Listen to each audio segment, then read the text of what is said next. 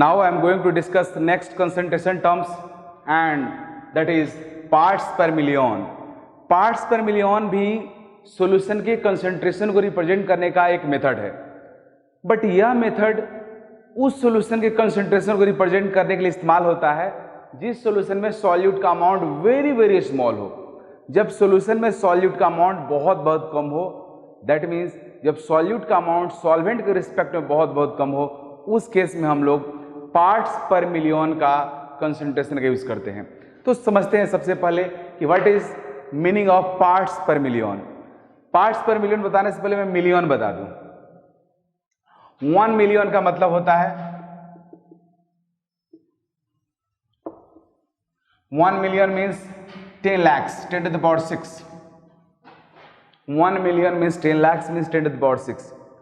Parts पर million का definition होता है it is amount of solute, it is amount of solute in gram present in 1 million gram solution.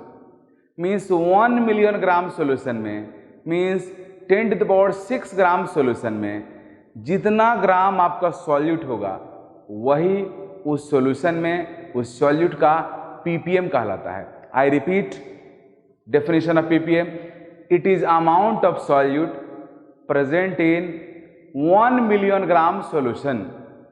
अच्छा, यहां पे एक और बात मैं बता दूं, amount of solute present in 1 million gram solution ऐसा नहीं है कि यहाँ पे सॉल्यूशन का आपको मास ही लेना है, आप सॉल्यूशन के वॉल्यूम भी ले सकते हो। मींस आप इसको ऐसे भी बोल सकते हो, it is part of solute which present in 10 to the power 6 part solution में। अगर आप सॉल्यूशन का वॉल्यूम लेते हो तो सॉल्यूट का वॉल्यूम भी ले सकते हो, अगर आप सॉल्यूशन का मास लेते हो तो सॉल्यूट का मास ले सकते हो।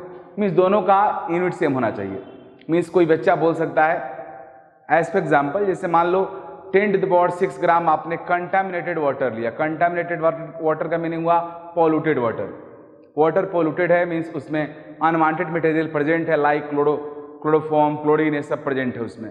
तो अब 10 to the power 6 gram water में अगर 1 ग्राम क्लोरोफॉर्म प्रेजेंट है तो बोलेंगे कि इस कंटामिनेटेड वाटर में क्लोरोफॉर्म का पीपीएम 1 है, क्योंकि डेफिनेशन यही बोलता है कि amount of solute present in 10 to the power 6 gram solution. 10 to the power 6 gram solution में जितना ग्राम सॉल्यूट होगा वही उस सॉल्यूशन में उस सॉल्यूट का पीपीएम कहलाएगा।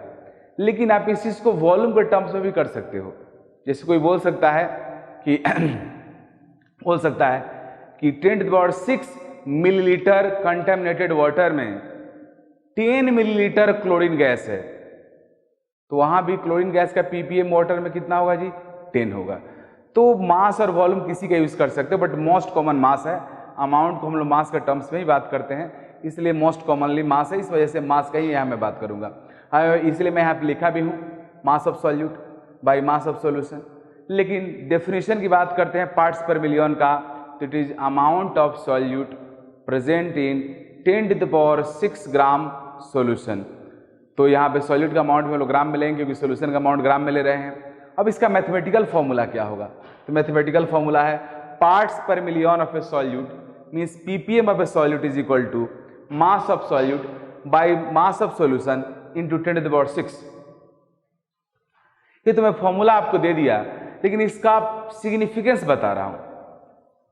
पीपीएम का मीनिंग हुआ means 10 to the power 6 gram solution में जितना ग्राम सॉल्यूट होगा वही उस सॉल्यूशन में उस सॉल्यूट का पीपीएम कहलाएगा। इसका मतलब यह हुआ कि हम लोग पीपीएम में तब भी रिप्रेजेंट करेंगे सॉल्यूशन के कंसंट्रेशन को जब सॉल्यूट का अमाउंट वेरी वेरी लेस हो। इसलिए जहां भी कंटामिनेशन और पॉल्यूशन होता है, पॉल्यूशन को ही हम लोग पीपीएम में रिप्रेजेंट करते हैं, क्योंकि पॉल्यूशन में जो पॉल्यूटेंट होता है उसका मैग्नीट्यूड और अमाउंट बहुत बहुत कम रहता है। जैसे वाटर पॉल्यूटेंट जो है उसमें वाटर का जो अमाउंट होगा उसके रिस्पेक्ट में पॉल्यूटेंट का अमाउंट बहुत कम रहता है। एयर पॉल्यूशन की बात करोगे तो एयर का जो वॉल्यूम रहता है उसके रिस्पेक्ट में एयर को पॉल्यूट करने वाला जो पार्टिकल होता है उसका अमाउंट कम रहता है। सॉइल पॉल्यूशन अगर है तो सॉइल का जो अमाउंट है उसके रिस्पेक्ट में सॉइल को पॉल्यूट करने वाला जो रहता है उसका अमाउंट कम होता है। So we use PPM terms for generally pollutant, but this is still a way to represent the concentration of a solution। तो यही मैं आपको बताया कि ppm का आपका डेफिनेशन हुआ, पार्ट्स पर मिलियन का डेफिनेशन हुआ, it is amount of solute present in 1 million gram solution. Mathematically इसको लिखेंगे, पार्ट्स पर million of a solute is equal to mass of solute by mass of solution into 10⁻⁶। Solute का mass ग्राम में लोगे तो solution का mass ग्राम में लेना होगा, सॉल्यूट का मास केजी में लोगे तो सॉल्यूशन का मास भी केजी में लेना होगा। बट केजी 10⁻⁶, केजी वो का मतलब हुआ बहुत बड़ा अमाउंट, सो यहाँ पे हम लोग ग्राम में लेंगे। माइंड इट, दोनों का यूनिट सेम होना चाहिए। तो इस तरह से पार्ट्स पर मिलियन को मैंने डिफाइन किया।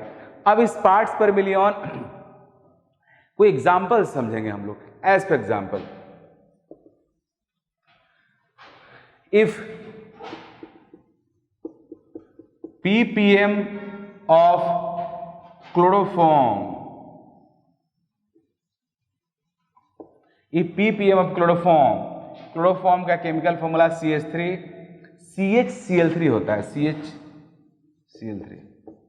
if ppm of chloroform in contaminated water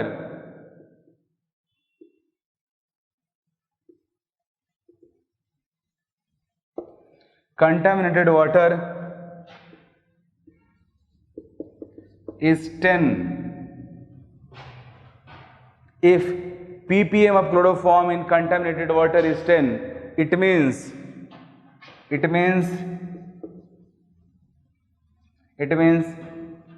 10 gram chloroform is present in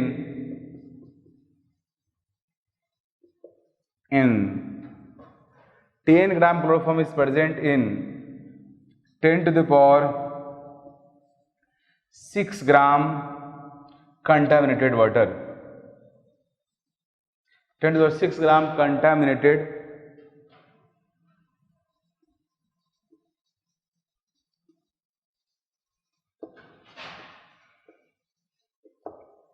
यहाँ पे कंटामिनेटेड वाटर आपका सॉल्यूशन है और क्लोरोफॉर्म सॉल्यूट है। तो ppm का मतलब यही हुआ, इस तरह से आप समझ सकते हो। मीन्स अगर कहीं पे दिया हुआ है कि ppm of a solute is 10 gram, 10 ppm of solute is 10, इसका मतलब हुआ कि जिस सॉल्यूशन में सॉल्यूट है उस सॉल्यूशन का 10⁻⁶ ग्राम लोगे तो उसमें 10 ग्राम वो सॉल्यूट होगा। तो यह हुआ आपका ppm का रिप्रेजेंटेशन। अब इस ppm के ऊपर हम लोग एक क्वेश्चन करने जा रहे हैं। एक क्वेश्चन हम लोग ppm पे करने जा रहे हैं जो मोलालिटी को भी कोरिलेट करेगा। ppm of chloroform in contaminated water is 15. Find question number 1, mass percentage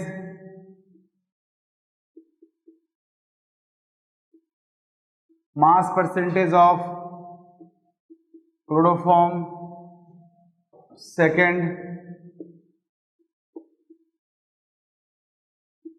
molality of chloroform in contaminated water.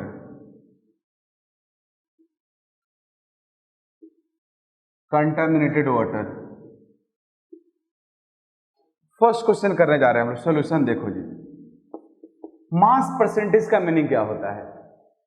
कहीं भी परसेंट, जैसे मान लो लास्ट में भी आपको बताया, जैसे मान लो पूरे क्लास में 50 स्टूडेंट्स है, उसमें 10 गर्ल्स है। कोई पूछे what is the percentage of girls student, तो हाउ कुड यू डिटरमिन? जिसका परसेंटेज निकालना है उसके नंबर को ऊपर रखो, टोटल से डिवाइड करो, 100 से मल्टीप्लाई करो, दिस इज परसेंटेज। तो गर्ल्स के नंबर 10 है उसको ऊपर रखो, टोटल नंबर स्टूडेंट 50 है नीचे रखो, उसमें 100 से मल्टीप्लाई कर दो। तो 10/50 कितना हो जाएगा आपका 1/5। 1/5 में आप 100 से और उसमें 100 से मल्टीप्लाई कर दो तो कितना आ जाएगा जी 20 आ जाएगा। मीन्स अगर टोटल क्लास के स्टूडेंट 50 है और इसमें 10 गर्ल्स है तो गर्ल्स का परसेंटेज कितना हुआ 20 हुआ। इसी तरीका से कहीं भी परसेंटेज निकालेंगे। ये नंबर का परसेंटेज जैसे मैं बताया, मास का परसेंटेज भी निकालना हो, जैसे यहाँ पे आपके कंटामिनेटेड वाटर में chloroform and water are present, because contaminated water is treated as solution and solvent is water and chloroform is solute. तो आपसे कह रहा है कि क्लोरोफॉर्म का परसेंटेज बताओ, मीन्स आपको यह कह रहा है कि आप यह बताओ कि कितना परसेंट क्लोरोफॉर्म है। तो क्या तरीका होगा निकालने का? परसेंटेज ऑफ क्लोरोफॉर्म का मीनिंग हुआ मास of chloroform by total mass of solution into 100। ये आपको करना है। तो देखिए यहाँ पे मैं पहले ही बता चुका हूं, अगर ppm 15 है इसका मीनिंग हुआ कि 10⁶ ग्राम कंटामिनेटेड वाटर में 15 ग्राम क्लोरोफॉर्म होगा। तो according to question, first question का आंसर करने जा रहे हैं। According to question,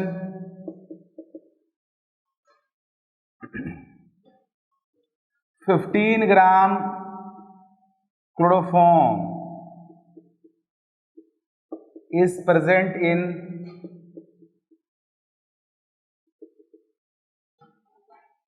10⁶ gram solution और contaminated water।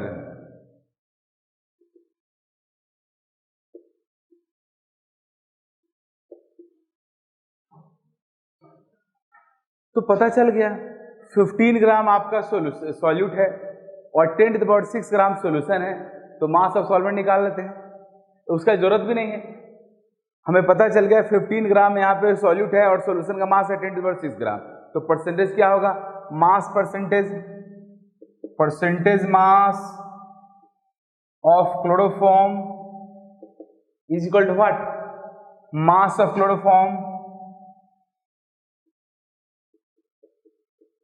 By mass of solution into 100। so percentage mass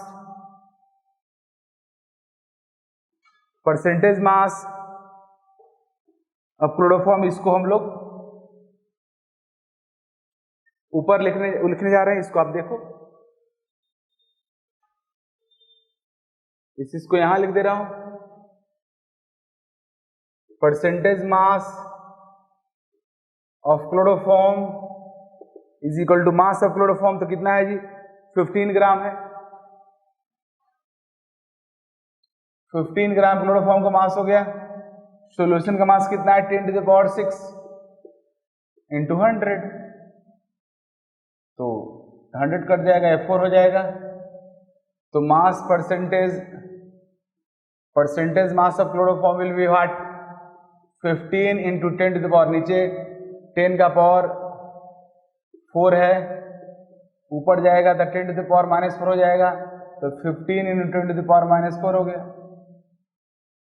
आप इसको लिख सकते हो 1.5 इंटू 10⁻3।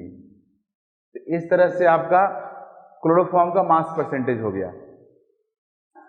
तो इस तरीका से आपको पीपीएम अगर दिया हुआ है किसी सॉल्यूशन में, किसी सॉल्यूट का अगर पीपीएम गिवन है, तो you can easily analyse mass of solute and mass of solution, and on the basis of that you can calculate mass percentage of solute in solution, जो इस तरह से मैं कैलकुलेट किया हूं।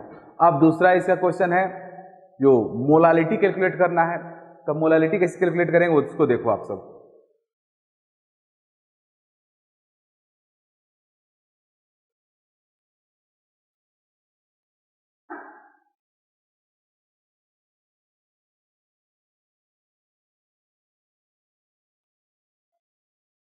मोलालिटी के लिए हमें क्या चाहिए, मोलालिटी के लिए हमें मोलालिटी का फॉर्मूला में हमें क्या चाहिए, number of mass of solute, mass of solute by molecular weight of solute into weight of solvent in KG, यही हमें चाहिए। तो चलिए इसको हम लोग देखते हैं, हमें मोलालिटी निकालना है। क्वेश्चन में क्या दिया हुआ, क्वेश्चन में दिया हुआ है कि पीपीएम ऑफ क्लोरोफॉर्म इज 15। इसका मीनिंग मैं पहले ही बता चुका हूं, क्लोरोफॉर्म का पीपीएम 15 है। इसका मीनिंग हुआ here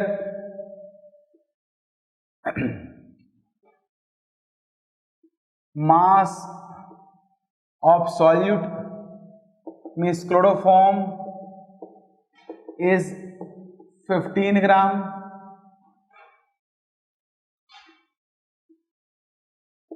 mass of solution means contaminated water,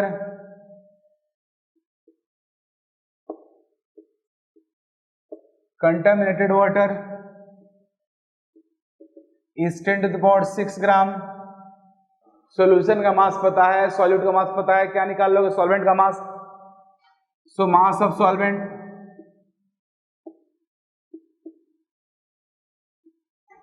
जो कि यहाँ पे वाटर है is equal to what? 10 to the power 6 minus 15 gram. अब now you can use this mass of solvent and calculate molality. Put करो, मास ऑफ सॉल्यूट कितना है? 15 gram. Chloroform का मोलेकुलर वेट निकालेंगे तो 119 पॉइंट, मोलेकुलर क्लोरोफॉर्म निकालोगे तो आएगा 119.5। वेट ऑफ सॉल्वेंट लिखो 10 to the power 6 minus 15, but this mass is in gram. We have to convert it into kg. For this we divide this number, this mass by 1000. 1000 divide करोगे 1000 ऊपर चला जाएगा। We have this answer. अब इसको calculate करो। तो calculation में मैं वन थिंग आपको बताना चाहूंगा कि 10 to the power 6 के रिस्पेक्ट में 15 बहुत बहुत छोटा है। You can understand. तो 10 to the power कैलकुलेशन को सिंप्लीफाई करने के लिए आप 10 to the power 6 के रिस्पेक्ट में 15 को नेग्लेक्ट कर सकते हो। अगर 10 to the 6 के 15 को आपने नेग्लेक्ट कर दिया तो आप क्या लिख दोगे जी? 15 into 1000 by 119.5 into 10 to the power 6 means यहाँ पे आपने क्या किया? आपने 10 to the power 6 minus 15 को अप्रोक्सीमेटली 10 to the 6 लिख दिया।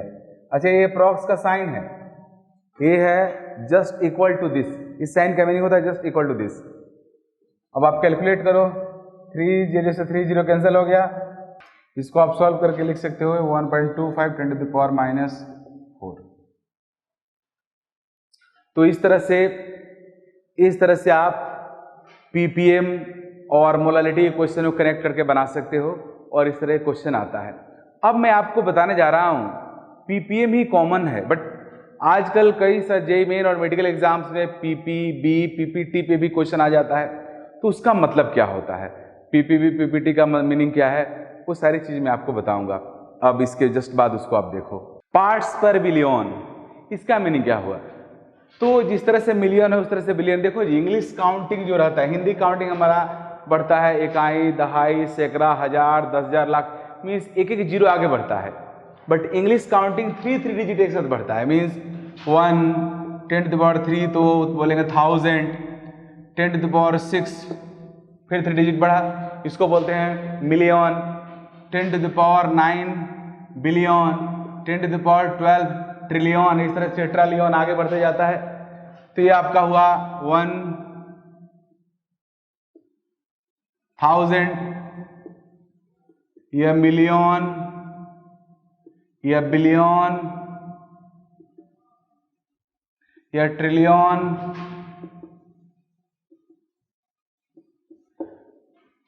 आजकल सुनते हो कि बिल गेट्स और आपका अमेज़न कंपनी का जो मालिक है वो सब ट्रिलियन मैन है, उस नाम में उनका इकोनॉमी है। खैर, हम लोग इंडिया के बारे में भी सोच रहे हैं कि हमारा इंडियन इकोनॉमी 5 ट्रिलियन का हो, जो एक बहुत बड़ा अभी तो स्वप्न जैसा लग रहा है। खैर, तो मैं आपको ये बताया कि इस तरह से इंग्लिश काउंटिंग 10 का पावर 3 डिजिट एक बार में जंप करता है, तो 1000, मिलियन, बिलियन, ट्रिलियन, इस तरह से। तो जिस तरह से मैं आपको बताया था पार्ट्स पर मिलियन, उसी तरह से होगा पार्ट्स पर बिलियन। अब पार्ट्स पर बिलियन का डेफिनेशन क्या होगा? तो इसको बोलेंगे it is amount of solute present in 1 billion gram solution. Means 10 to the power 9 gram solution में सॉल्यूट का जितना अमाउंट प्रेजेंट होगा उसको बोलेंगे 1 ppb। उसी तरह से जिस तरह से हम लोग पीपीएम को रिप्रेजेंट करते हैं उस तरह से इसको भी करेंगे। पार्ट्स पर million of a solute is equal to what? Mass of solute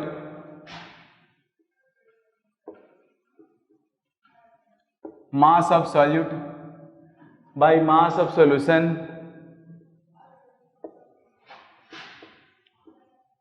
into 10 to the power 9 तो हम लोग पीपीबी में किसी को रिप्रेजेंट बहुत कम करते हैं, यही यूं ही मैं आपको समझने के लिए बता दिया, क्योंकि इस पे क्वेश्चंस एग्जाम्स में आ सकता है और आया भी है पहले। लेकिन इसमें रिप्रेजेंट नहीं करेंगे क्योंकि ये अमाउंट बहुत माइन्यूट अमाउंट को रिप्रेजेंट करता है। Means you can understand 10⁹ gram solution में अगर 1 ग्राम सॉल्यूट होगा तो उसको बोलेंगे इस सॉल्यूट का PPB1 है। जिस तरह से हम लोगों ने PPB को रिप्रेजेंट किया उस तरह से PPT भी होता है, पार्ट्स पर ट्रिलियन। पार्ट्स पर ट्रिलियन, इसका डेफिनेशन वही होगा, it is amount of solute present in 1 trillion gram solution और 10⁻12 ग्राम सॉल्यूशन, इसको बोलेंगे PPT। PPT पार्ट्स पर trillion of a solute is equal to similarly mass of solute by mass of solution into 10⁻12।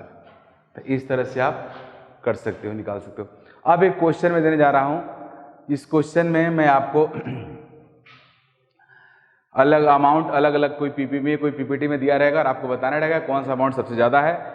यह JEE main का 2 बार का past question है, medical exam में भी लास्ट ईयर आया था, इसलिए काफ़ी इंपॉर्टेंट क्वेश्चन मैं देने जा रहा हूं आपको। आप इस क्वेश्चन को आप इस क्वेश्चन को देखो। Following compounds are present, following compounds means minerals, following compounds are present in portable water. Portable का मतलब होता है ड्रिंकिंग, पीने योग्य। Portable water,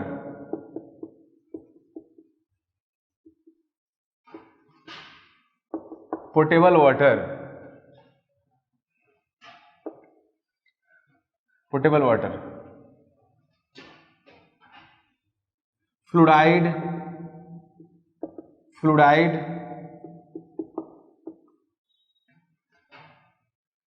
2 ppm nitrate,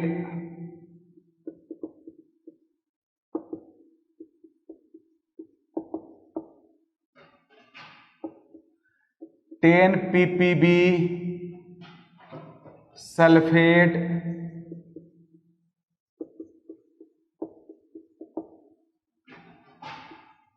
100 ppt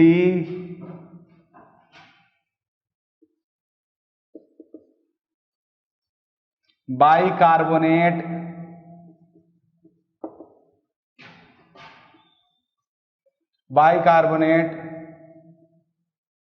1000 ppt। अभी 4 कंपाउंड्स प्रेजेंट है, आपके आयंस प्रेजेंट है पोर्टेबल वाटर में। आपको बताना है किसका अमाउंट मैक्सिमम है, which मिनरल इज हाईएस्ट।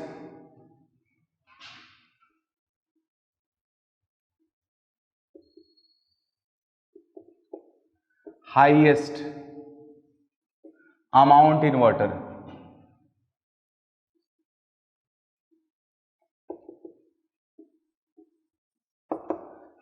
आपको बताना है कि इसमें से कौन सा मिनरल सबसे ज्यादा अमाउंट में है।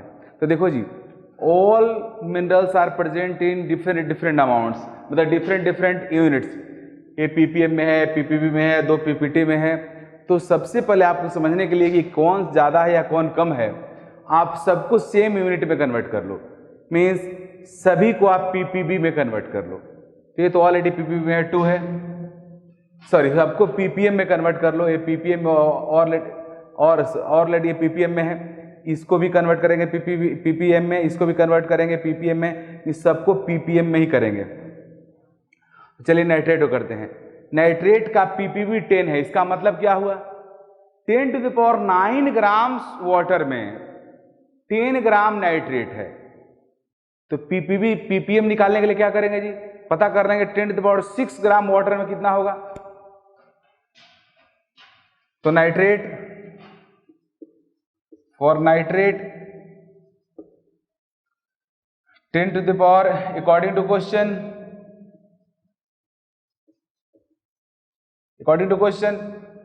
10 ग्राम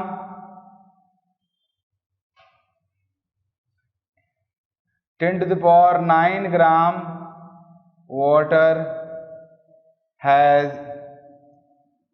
10 ग्राम नाइट्रेट। तो मैंने पता करना है कि 10 to the power 6 ग्राम में कितना होगा। तो 10 to the power 6 gram water has how many nitrate, तो 10 gram by 10 to the power 9 ग्राम, इसे डिवाइड कर देंगे और 10 to the power 6 से मल्टीप्लाई कर देंगे। कितना आएगा जी, एक 10 से एक 10 कट गया, 8 हो गया,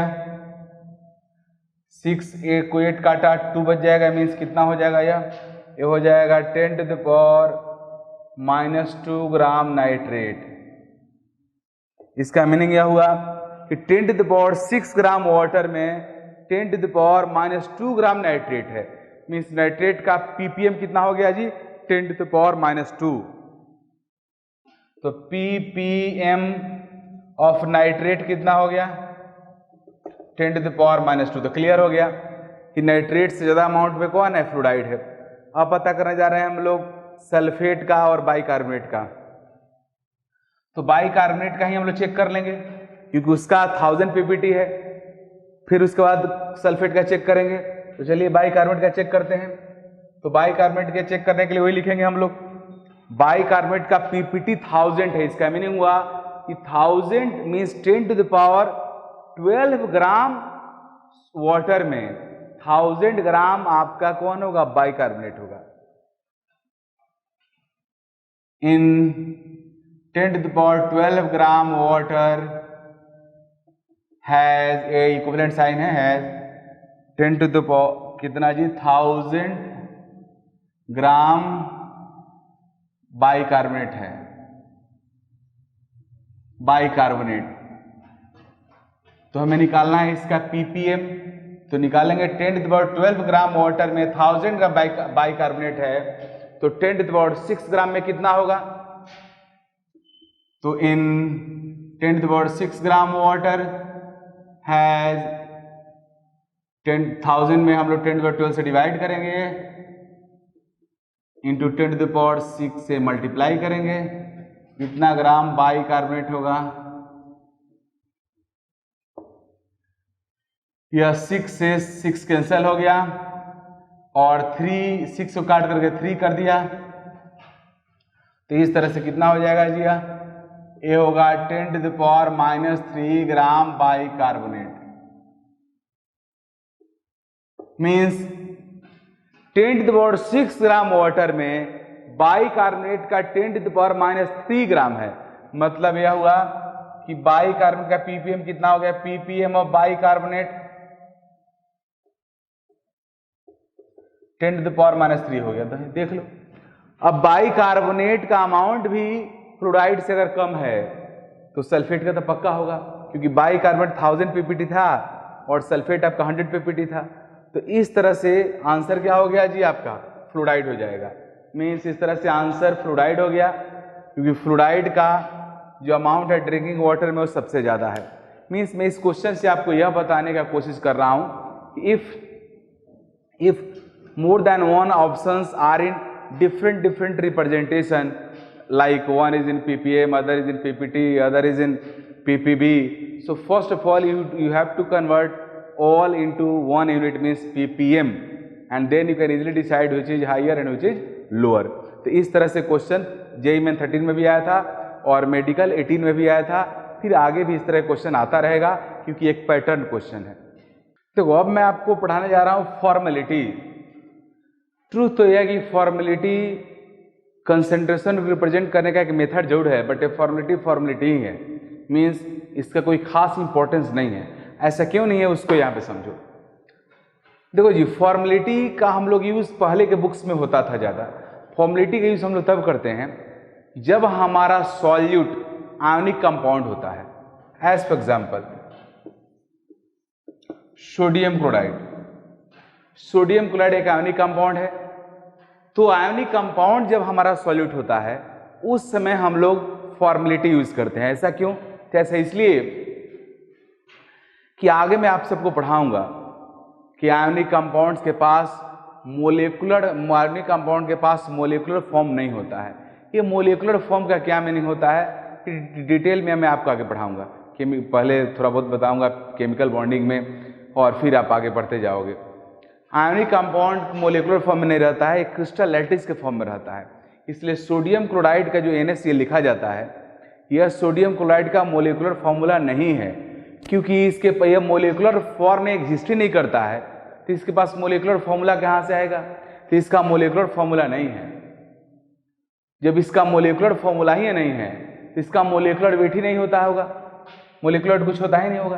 तो फिर क्या है यह NaCl क्या है? तो आयनिक कंपाउंड को जिस सिंबल से आप रिप्रेजेंट करते हो वह उसका फॉर्मूला रिप्रेजेंटेशन कहलाता है। मींस फॉर्मूला रिप्रेजेंटेशन कहलाता है, फॉर्मूला कहलाता है। तो NaCl is formula of ionic compound sodium chloride.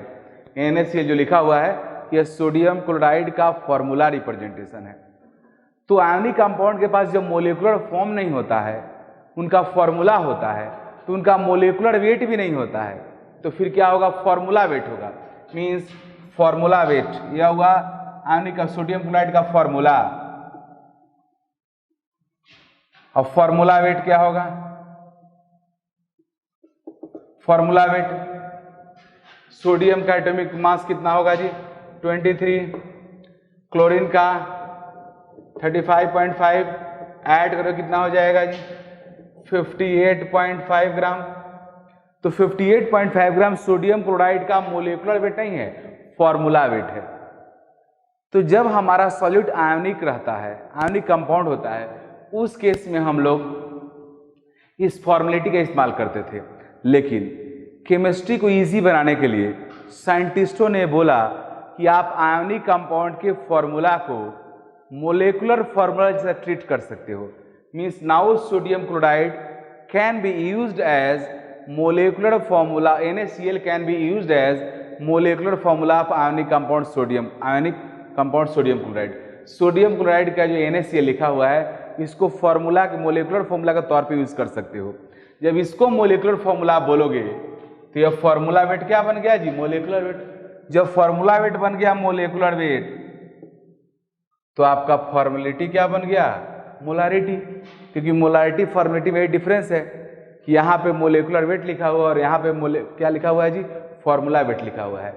तो पहले के टाइम में फॉर्मेलिटी इस्तेमाल होता था आयनिक कंपाउंड के लिए, और जब सॉल्यूट आपका कोवलेंट कंपाउंड रहता था तो मोलारिटी इस्तेमाल होता था। लेकिन अब हम लोगों ने आयनिक कंपाउंड के फॉर्मूला को मोलिकुलर फॉर्मूला मान लिया है और फॉर्मूला वेट को मोलिकुलर वेट मान लिया है। तो फॉर्मूला वेट मोलिकुलर वेट अगर सेम हो गया तो फॉर्मेलिटी मोलारिटी भी क्या हो गया? सेम हो गया। Means formality and molarity are same, और फॉर्मेलिटी बन के रह गया। तो कहीं भी अगर फॉर्मेलिटी आपके सामने आता है तो उस फॉर्मेलिटी को क्या समझोगे? Molarity. Means formality and molarity are same.